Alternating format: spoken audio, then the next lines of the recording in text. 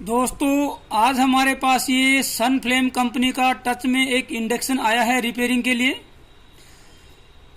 दोस्तों, इसमें सबसे पहले मैं आप लोगों को बताऊंगा कि इसमें प्रॉब्लम क्या है। उस प्रॉब्लम को हम एनालाइज करेंगे, डायग्नोस करेंगे। उसके बाद उस प्रॉब्लम को हम सॉल्व करेंगे, रिजोल्व करेंगे। और उसके बाद जो ये प्रॉब्लम है उससे रिलेटेड जो सर्किट है उसको हम व्हाइट बोर्ड पे डिस्कस करेंगे कि थ्योरेटिकली वो सर्किट कैसे काम करता है, उसको भी हम व्हाइट बोर्ड पे समझेंगे। सबसे पहले मैं इसमें प्रॉब्लम क्या है वो दिखा देता हूं। उसके लिए ये जो बर्तन है उसकी जगह पे मेरे पास ये एक किसी की कैबिनेट का टॉप कवर है, उसको मैं यहाँ पे रख देता हूँ बर्तन की जगह पे। मेटल का है तो ये काम करेगा। उसके बाद मैं ऑन कर देता हूँ। टच में है तो ये जैसे टच किया तो ये ऑन का आया। जैसे फंक्शन को मैं ऑन करता हूँ तो दोस्तों E3 एरर ये डिस्प्ले करता है तुरंत।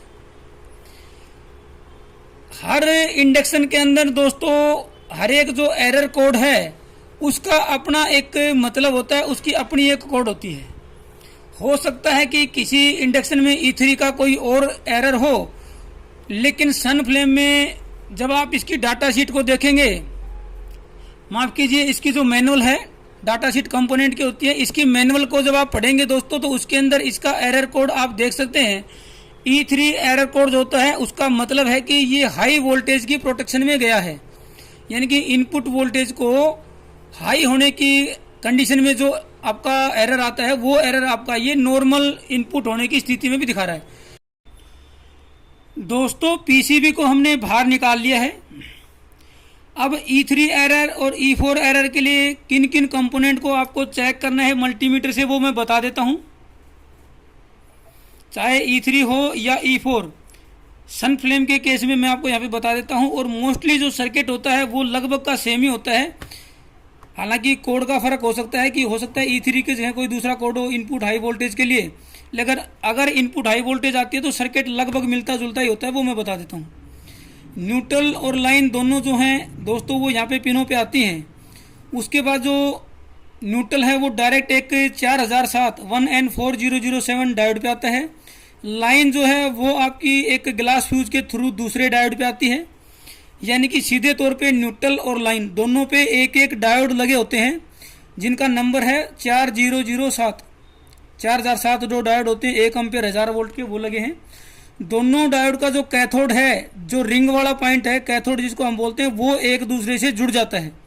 यानी कि यहाँ पे जो आपकी एसी थी वो यहाँ पे डीसी में कन्वर्ट होके और यहाँ पे इनके दोनों के कैथोड पे आपको डीसी पॉजिटिव मिलेगा।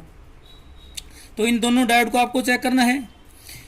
और अब इनके दोनों के कैथोड जो कि जुड़े हुए हैं वो जाएंगे सीधे आपके इस रजिस्टेंस पे, जो कि हाफ वाट की ये रजिस्टेंस है। ये हाफ वाट की रजिस्टेंस है, ये वाली। इस रेजिस्टेंस में जाएंगे, इसकी वैल्यू है 270 के। इस रेजिस्टेंस के सीरीज में ये दो रेजिस्टेंस और लगी हैं, लेकिन दोनों का यहाँ पे अलग रास्ता हो जाता है, अलग पाथ हो जाता है। यानी कि इस रेजिस्टेंस के बाद एक लगी है 820 के की, ये वाली, और उसके साथ में एक और रेजिस्टेंस लगी है वो भी 820 के की है, और दोनों ही ये भी हाफ वाट में ही है। इनको आपको चेक करना है। इनमें से जो एक रेजिस्टेंस है वो आपकी आगे जाएगी एक क्वार्टर वाट रेजिस्टेंस पे, ये यहाँ पे, ये यहाँ पे, ये आपकी 20 के की रेजिस्टेंस है, लेकिन ये क्वार्टर वाट में है। जो दूसरी 820 के की रेजिस्टेंस है वो भी एक सर्किट के थ्रू, ट्रैक के थ्रू वो आएगी इस दूसरे क्वार्टर वाट के रेजिस्टेंस पे। ये आपकी 5K6 यानी कि 5.6 के की रेजिस्टेंस है, ये भी क्वार्टर में है। सिर्फ इतने ही बिंदु को आपको चेक करना है और आपका E3 और E4 का एरर यहाँ पे सोल्व हो जाएगा। इनपुट हाई कट और इनपुट लो वोल्टेज का एरर। दोस्तों, सबसे पहले मल्टीमीटर को आप डायोड मोड पे करके इन दोनों डायोड को चेक कर लें। ये नॉर्मली ख़राब कम होते हैं, तो मल्टीमीटर को कर लें रेजिस्टेंस पे। 270 के की रेजिस्टेंस है हाफ वाट में, उसको चेक कर लेते हैं। 0.270 मेगा ओम, यानी कि 270 के ही है, बिल्कुल एग्जैक्टली ये सही दिखा रही है। उसके बाद ये दो रेजिस्टेंस हैं 820 के की, उनको भी यहाँ पे हम चेक कर लेते हैं। 0.813 मेगा ओम, यानी कि ये 820 के की रेजिस्टेंस, ये भी ठीक है। एक रेजिस्टेंस हमने निकाली तो ये बाहर निकल गई है। इसको मैं यहाँ पे चेक करके दिखा देता हूँ आपको, मल्टीमीटर के पास ही रख के।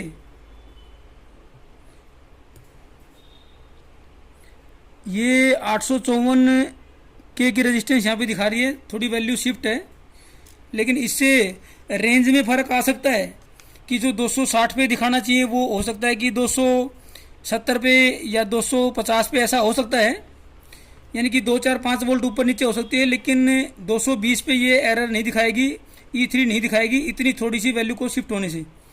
उसके बाद ये 5K 6 की रेजिस्टेंस है जिसको हमने यहाँ पे ओपन किया था, इसको भी देख लेते हैं। 5.65 ये रेजिस्टेंस भी ठीक है। एक रेजिस्टेंस क्वार्टर वाट में और है, इसको भी देख लेते हैं। अगर हमारी रेजिस्टेंस बाकी ठीक मिलती है तो हम इसको 820 के वाली पे ही जाके उसको करेक्ट करने की कोशिश करेंगे। ये 20K की रेजिस्टेंस है। ये देखो दोस्तों, ये जो 20K की रेजिस्टेंस है ये कोई वैल्यू दिखा नहीं रही है। ये मल्टीमीटर को मैंने शॉर्ट करके देखा, ये हमारी लीड वगैरह सब ठीक है। और ये देखिए, ये जो रेजिस्टेंस है 20K की, ये यहाँ पे दोस्तों ओपन दिखा रही है। देखिए तो हमारे को ये क्लियर हो गया कि ये जो इसकी 20K की रेजिस्टेंस है ये ओपन है, ये हमें चेंज करनी है। लेकिन एक बार इन सभी रेजिस्टेंस को मैं वापस लगा के ये किस पिन पे कितनी वोल्टेज इनके थ्रू जाती है, 20K खराब है तो कितनी जाएगी और 20K को चेंज करने के बाद वहाँ पे वोल्टेज कितनी जाएगी वो भी मैं आपको चेक करवा देता हूँ। पहले इनको वापस लगा देता हूँ। दोस्तों अभी हमने जो रेजिस्टेंस हमने ओपन की थी वो वापस लगा दी हैं एज इट इज़ जैसे पहले थी। मल्टीमीटर को कर लेते हैं DC पे, सप्लाई को मैं ऑन करता हूँ और अब उसके बाद आपको चेक करके दिखाता हूँ। ये नेगेटिव मैं यहाँ से लेता हूँ।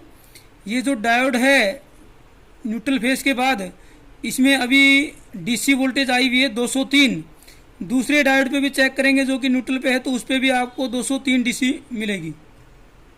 यही DC आपकी दोस्तों आती है 270K की रेजिस्टेंस के एक हिस्से पे, वही 203 यहाँ पे आ गई। इसके दूसरे हिस्से पे वोल्टेज ड्रॉप हो जाएगी और वो यहाँ पे 121 वोल्ट या 122 वोल्ट के आसपास रह गई है। अब यही 121 और 122 वोल्ट है, ये 820K की रेजिस्टेंस पे जाएगी। दूसरी जो 820K की रेजिस्टेंस है उस पर भी इनपुट के रूप में जाएगी 121 और 122, यानी कि दोनों 820 के इनपुट पे ये 122 वोल्ट आ गई है।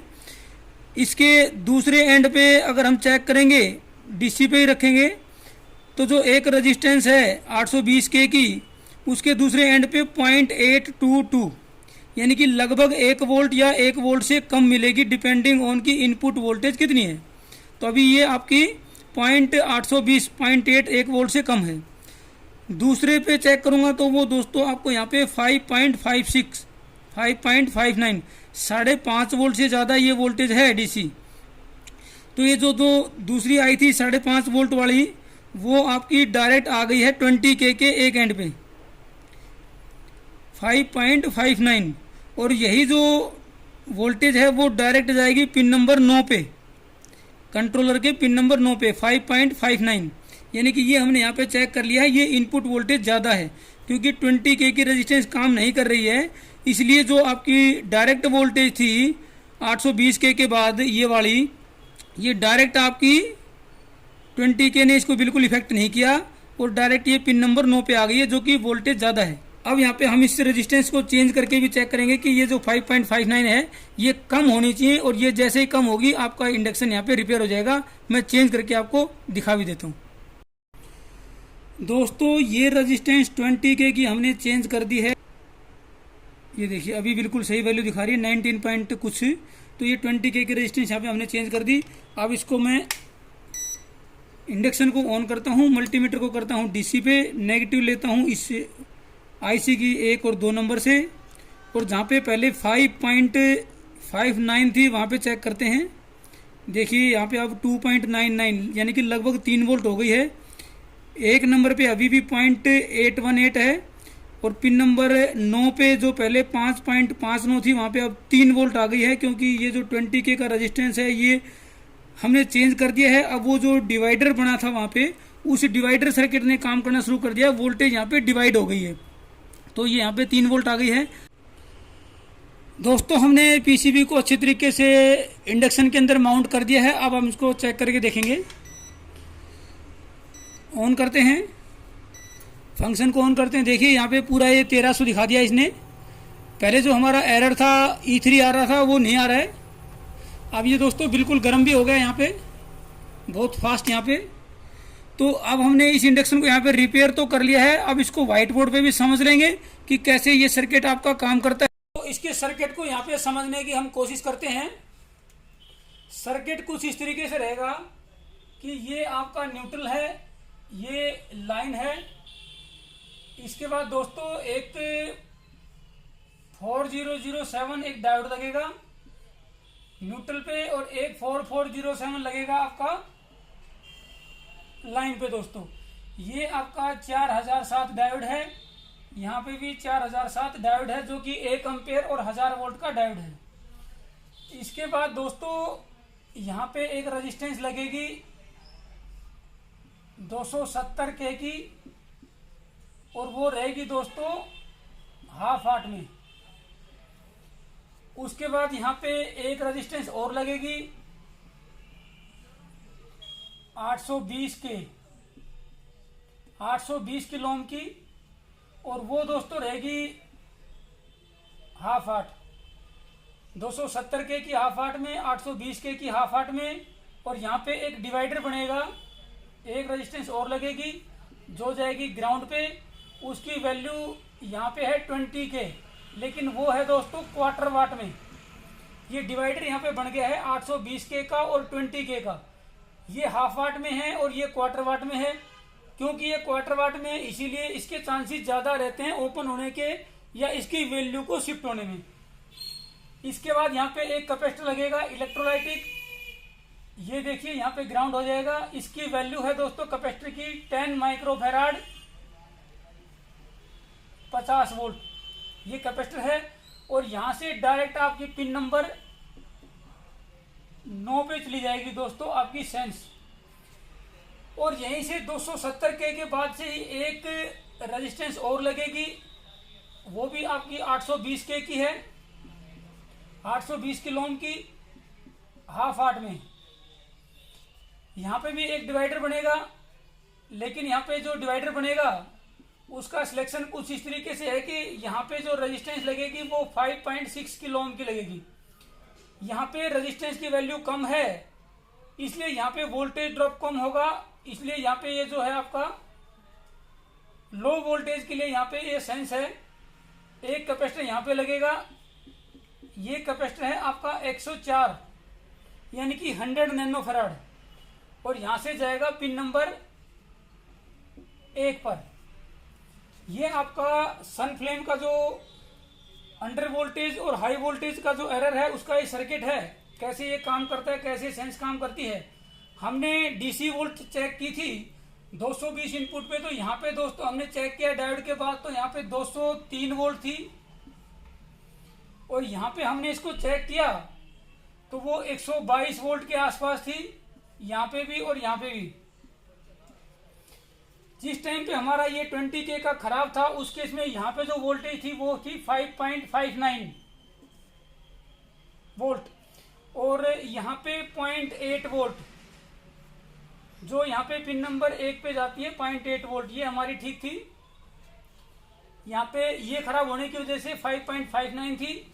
और जिस केस में हमारा ये 20 के हमने रेजिस्टेंस चेंज कर दिया था, उस केस में यहाँ पे लगभग 3 वोल्ट आपकी हो गई थी, और वही 3 वोल्ट आपकी पिन नंबर 9 पे गई थी दोस्तों। जिस कंडीशन में हमारा इंडक्शन ओके हो गया था, तो उस केस में यहाँ पे 3 वोल्ट थी डिवाइड होने की कंडीशन में।